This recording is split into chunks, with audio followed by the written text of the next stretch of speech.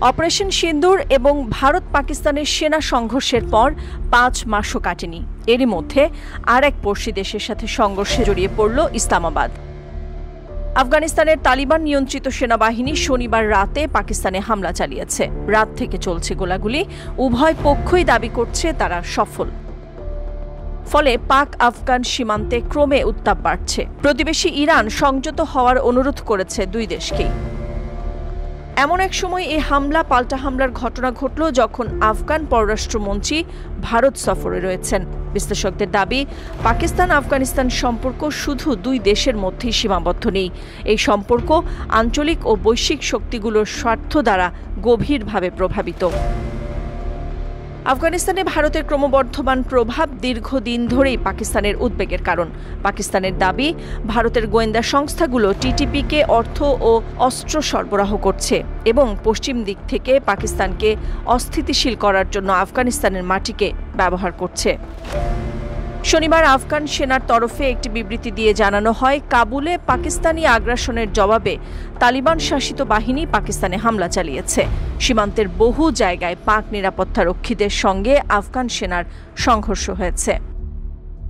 পাকিস্তানের দাবি, পাল্টা তালিবান বাহিনীর সীমান্ত চৌকিতে হামলা চালিয়ে ১৯টি চেকপোস্ট দখল এবং বহু চেকপোস্ট ধ্বংস করেছে তারা।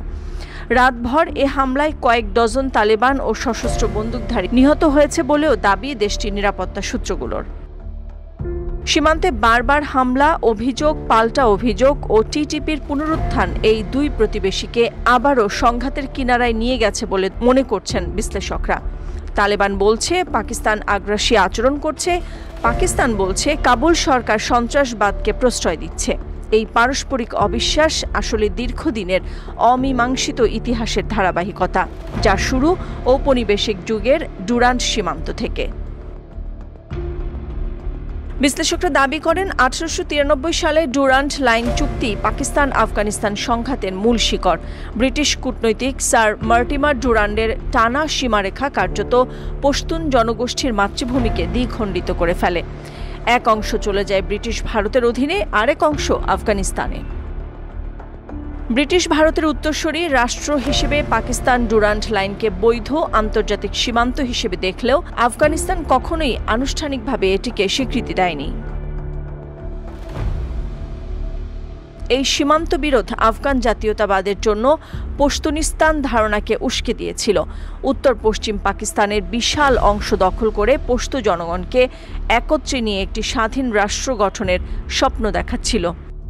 ১৯৪৭ সালে ব্রিটিশ ভারত থেকে স্বাধীনতা লাভ করে পাকিস্তান একটি নতুন রাষ্ট্র হিসেবে আত্মপ্রকাশ করে। পাকিস্তান রাষ্ট্রের জন্মলগ্ন থেকে ডুরান্ড লাইন নিয়ে মতবিরোধ আফগান পাক দ্বিপাক্ষিক সম্পর্ককে জটিল করে তুলেছে। এর ফলে ১৯৪৭ সালে পাকিস্তান যখন জাতিসংঘে অন্তর্ভুক্তির জন্য আবেদন করে, তখন আফগানিস্তান একমাত্র দেশ হিসেবে এর বিরুদ্ধে ভোট দিয়েছিল। এ তো গেল পুরাতন ইতিহাস। সাম্প্রতিক সংঘাতের প্রাথমিক চালক হল তেহরিক-ই-তালিবান পাকিস্তান টিটিপি এর পুনরুত্থান। আদর্শগতভাবে আফগান তালেবানের সঙ্গে মিল থাকলেও টিটিপি একটি স্বতন্ত্র গোষ্ঠী, যাদের লক্ষ্য পাকিস্তান রাষ্ট্রকে উৎখাত করে ইসলামিক শাসন প্রতিষ্ঠা করা। ২০২১ সালে আফগানিস্তানে তালেবানের ক্ষমতা দখলের পর থেকে পাকিস্তানের উপর টিটিপির হামলার উল্লেখযোগ্য হারে বেড়েছে। পাকিস্তান অভিযোগ করছে এই হামলাগুলো আফগানিস্তানের মাটি থেকে পরিকল্পনা ও পরিচালনা করা হচ্ছে। পাকিস্তানি কর্মকর্তারা দাবি করেন আফগান তালেবান সক্রিয়ভাবে টিটিপিকে পৃষ্ঠপোষকতা করছে এবং ইসলামাবাদের উপর চাপ সৃষ্টি করার জন্য তাদের ছায়াশক্তি হিসেবে ব্যবহার করছে। এই উত্তেজনার ফলে পাকিস্তান ২০২২ ও ২০২৪-এ আফগানিস্তানে আন্তঃসীমান্ত বিমান হামলা চালিয়েছে।